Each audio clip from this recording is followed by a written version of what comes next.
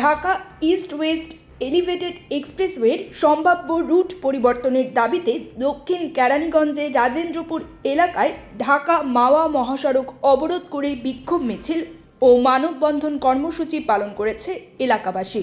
রোববার 10 আগস্ট সকালে তেঘরিয়া ইউনিয়নের রাজেন্দ্রপুরে এই কর্মসূচি অনুষ্ঠিত হয়। গ্রাম বাঁচাও মানুষ বাঁচাও, এলিভেটেড এক্সপ্রেসওয়ে সরাও এবং জীবনের শেষ রক্তবিন্দু দিয়েও ভিটা মাটি রক্ষা করব, এমন স্লোগানে মুখরিত হয়ে ওঠে পুরো এলাকা।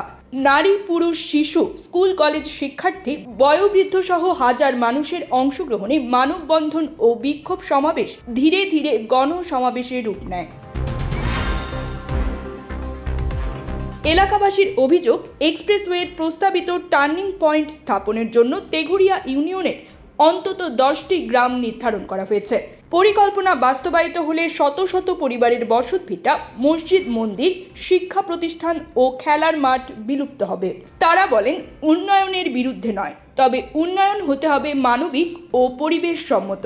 মাত্র 1 কিলোমিটার পূর্ব দিকে সরিয়ে নিলে গ্রামের অস্তিত্ব রক্ষা পাবে এবং সরকারের বিপুল অর্থও সাশ্রয় হবে। সাবেক বিদ্যুৎ প্রতিমন্ত্রী নসরুল হামিদ বিপুর ব্যক্তিগত প্রকল্প প্রিয় প্রাঙ্গণের উদাহরণ টেনে বক্তারা বলেন, এত বড় ফাঁকা জায়গা থাকতে বসত ভিটা উচ্ছেদ করে রুট নেওয়া অমানবিক। মানুষের ঘরবাড়ি রক্ষার সহজ সমাধান থাকা সত্ত্বেও কেন উচ্ছেদ করা হবে?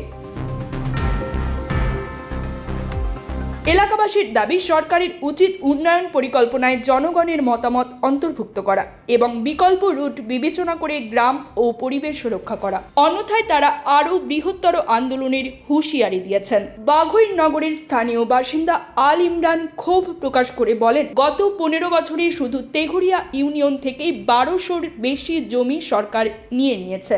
এখানে জগন্নাথ বিশ্ববিদ্যালয়, কেন্দ্রীয় কারাগার, প্রিয় প্রাঙ্গণ, ঝিলমিল আবাসিক, সাউথ টাউন, র্যাব 10, মায়া কানুন, আর্মড পুলিশ, প্রতিটি প্রকল্পে আমরা জমি দিয়েছি। আর কত দেবে তেঘরিয়াবাসী? ঢাকা জেলা কৃষক দলের আহ্বায়ক জুয়েল মোল্লা বলেন, প্রস্তাবিত নকশা বাস্তবায়িত হলে গ্রামটির 100 বছরের ইতিহাস মুছে যাবে, বসবাসের উপযোগিতা শেষ হয়ে যাবে। তেঘরিয়া ইউনিয়ন একটি ঐতিহ্যবাহী জনপদ, যেখানে হাজার মানুষের জীবন জীবিকা জড়িয়ে আছে। আমরা সরকারের কাছে অনুরোধ করব, মানুষ নয়, রুট পরিবর্তন করুন।